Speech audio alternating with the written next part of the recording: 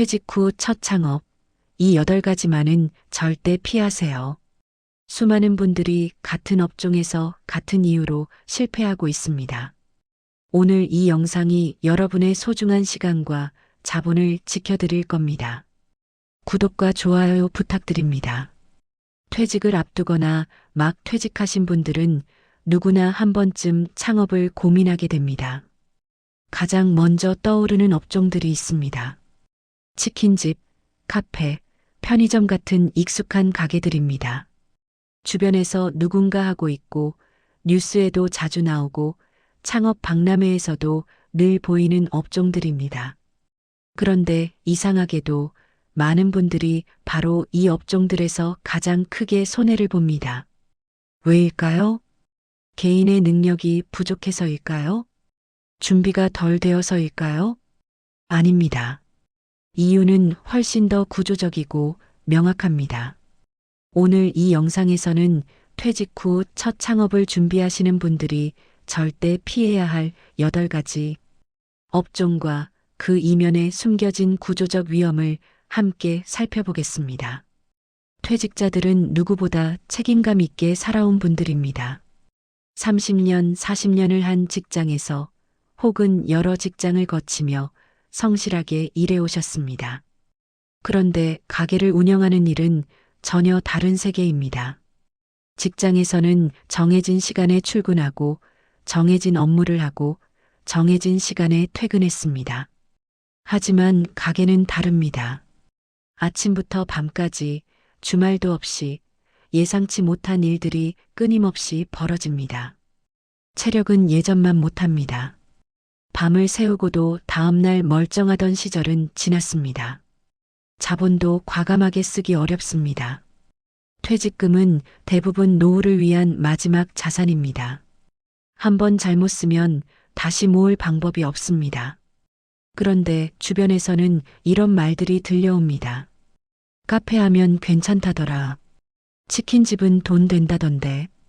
편의점은 안정적이래. 이런 말들은 대부분 성공한 극소수의 사례이거나 창업 브랜드의 마케팅에서 나온 말들입니다. 그래서 안전해 보이는 선택이 오히려 위험해지는 상황이 벌어집니다. 퇴직 후 첫 창업자에게는 더욱 그렇습니다. 많은 분들이 창업 실패를 개인의 문제로 생각합니다. 내가 준비가 부족했어. 내가 경험이 없어서 그래.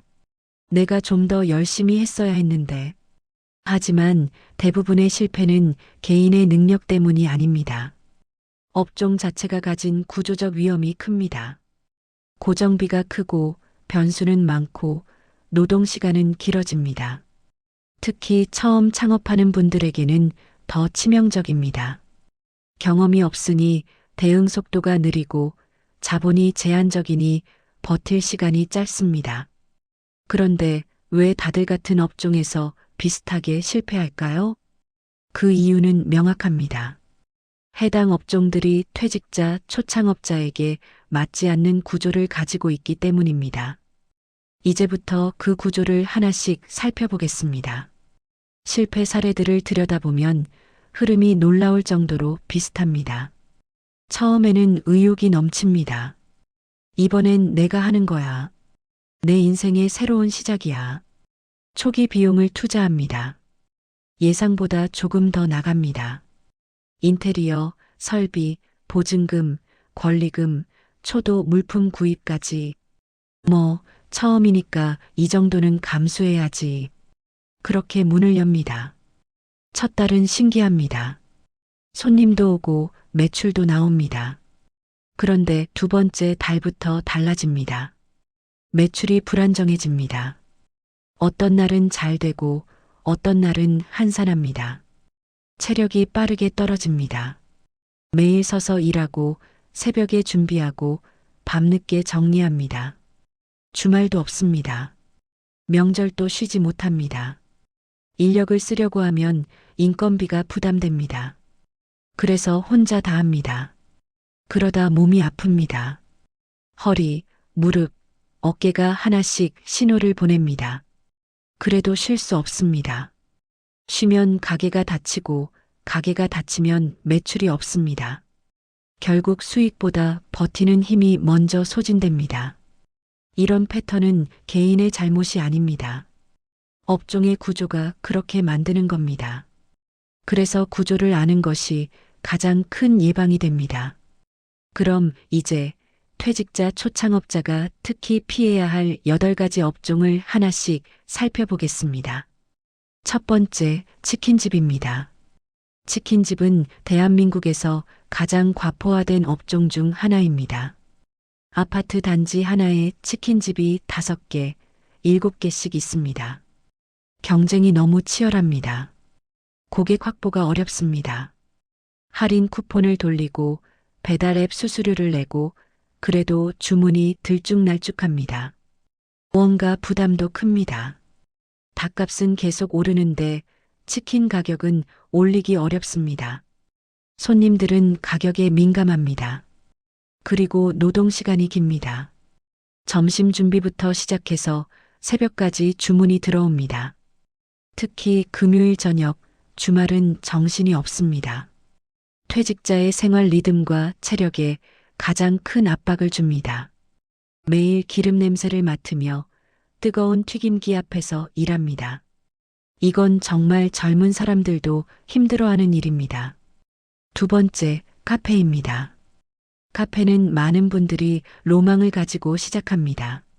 조용한 음악 틀어놓고 커피 내리면서 여유롭게 살고 싶어. 하지만 현실은 다릅니다. 초기 투자비가 엄청납니다. 인테리어, 커피 머신, 가구, 조명, 음향까지 최소 몇천만 원은 기본입니다. 임대료도 높습니다. 카페는 유동인구가 많은 곳에 있어야 합니다. 그런 곳은 월세가 비쌉니다. 인건비 비중도 높습니다. 바리스타를 쓰거나 홀 서빙을 할 사람이 필요합니다. 혼자 다 하기엔 손님 응대가 벅찹니다. 그런데 카페는 수익성이 낮습니다. 커피 한 잔에 몇천 원인데 원가와 고정비를 빼면 남는 게 별로 없습니다. 하루에 몇십 잔을 팔아야 겨우 손익분기점입니다. 그리고 누구나 할 수 있다는 인식 때문에 경쟁이 과열되어 있습니다. 골목마다 카페가 생겨나고 또 사라집니다. 세 번째, 편의점입니다. 편의점은 안정적으로 보입니다. 본사에서 물류도 대주고 시스템도 있고 브랜드 파워도 있습니다. 하지만 24시간 운영 구조는 체력 부담이 엄청납니다. 야간 인력을 구하기가 매우 어렵습니다. 구하더라도 인건비가 높습니다. 결국 본인이 야간을 메우게 됩니다. 낮에 일하고 밤에 또 일합니다. 아니면 교대로 일합니다. 새벽 2시, 3시에 손님이 와도 응대해야 합니다. 도난, 민원, 술 취한 손님 대응까지 50대, 60대 퇴직자에게 이 구조는 너무 가혹합니다. 그리고 소규모 점포는 수익 변동이 심합니다. 편의점은 회전율이 높아야 수익이 나는데 입지가 좋지 않으면 매출이 불안정합니다. 본부 수수료, 폐기 비용까지 고려하면 남는 게 생각보다 적습니다. 네 번째, 고깃집 등 구이 전문 식당입니다. 고깃집은 설비비가 큽니다. 환풍기, 테이블 그릴, 냉장 시설, 주방 설비까지 수천만 원이 들어갑니다. 그리고 직원 의존도가 높습니다. 고기를 굽고 서빙하고 설거지하고 정리하는 일을 혼자 할 수 없습니다. 최소 2~3명의 직원이 필요합니다. 인건비가 매달 큰 부담으로 다가옵니다. 매출이 좋을 때는 괜찮은데 비수기가 오면 인건비가 무섭습니다. 그리고 운영 난도가 높습니다. 고기 원가 관리, 재고 관리, 손님 응대, 예약 관리까지. 퇴직 후 첫 창업이라면 이 모든 게 낯설고 부담스럽습니다. 실수가 잦아지고 손님 불만이 생기고 재방문율이 떨어집니다. 다섯 번째, PC방이나 무인 매장입니다. PC방이나 무인 매장은 사람을 덜 쓴다는 장점이 있습니다. 하지만 장비 투자비가 큽니다. PC방은 컴퓨터, 의자, 네트워크, 냉난방 시설까지 수천만 원에서 억 단위까지 들어갑니다. 무인 매장도 기계, 키오스크, CCTV, 결제 시스템 등 초기 비용이 만만치 않습니다. 그리고 무인이라고 해서 정말 손이 안 가는 게 아닙니다. 기계는 고장납니다. 손님은 민원을 넣습니다. 청소, 재고 관리, 수리 요청까지 하루에도 몇 번씩 현장에 나가야 합니다. 유지 보수 비용도 계속 들어갑니다. 그리고 PC방은 청소년 이용 관리, 심야 소음 문제 등 예상치 못한 변수가 많습니다. 여섯 번째, 부동산 중개업 신규 창업입니다. 부동산 중개업은 자격증만 있으면 할 수 있다고 생각하기 쉽습니다. 하지만 신규로 시작하는 건 완전히 다른 이야기입니다. 영업망 구축에 시간이 오래 걸립니다. 집주인들, 세입자들, 동료 중개사들과의 신뢰를 쌓는 데만 최소 1년 이상 걸립니다. 그 사이 수입은 거의 없습니다. 중개 수수료는 계약이 성사되어야 받습니다. 한 달에 한 건도 안 나올 수 있습니다. 초반 수입 공백이 길어지면서 심리적, 경제적 부담이 커집니다. 사무실 임대료, 통신비, 광고비는 매달 나갑니다. 그리고 요즘은 온라인 플랫폼이 강해서 오프라인 중개업의 입지가 점점 좁아지고 있습니다. 일곱 번째, 학원이나 교습소입니다. 학원이나 교습소는 교육 경력이 있는 분들이 많이 고려합니다. 하지만 학생 모집이 가장 큰 난관입니다. 학부모들은 검증된 학원, 유명한 선생님을 선호합니다. 신규 학원은 신뢰를 쌓기까지 오랜 시간이 걸립니다. 전단지 돌리고 SNS 광고하고 입소문 나기를 기다립니다. 그 사이 학생은 몇 명 안 됩니다. 강사 섭외도 어렵습니다. 좋은 강사는 이미 다른 곳에 있습니다. 학부모 상담도 체력이 필요합니다. 밤늦게까지 전화 받고 문자 답하고 상담 일정 잡고 수업 외적인 일들이 생각보다 많습니다. 그리고 학생 수가 불안정하면 수익도 불안정합니다. 방학 때, 시험 기간 때 학생이 늘었다가 줄었다가 합니다. 여덟 번째, 마지막으로 쇼핑몰이나 온라인 판매입니다. 온라인 쇼핑몰은 매장이 없어서 비용이 적게 든다고 생각하기 쉽습니다. 하지만 현실은 다릅니다. 광고비와 마케팅 비용이 꾸준히 들어갑니다. 네이버, 인스타그램, 구글 광고를 돌려야 사람들이 유입됩니다. 광고를 안 하면 아무도 내 쇼핑몰을 모릅니다. 그리고 CS 업무가 정말 힘듭니다. 문의 답변, 배송 확인, 반품 처리, 교환 요청, 클레임 대응까지 하루 종일 컴퓨터 앞에 앉아 있어야 합니다. 배송 문제가 생기면 택배사와 씨름해야 하고 손님이 불만을 제기하면 정신이 없습니다. 이 모든 걸 혼자 처리하기 어렵습니다.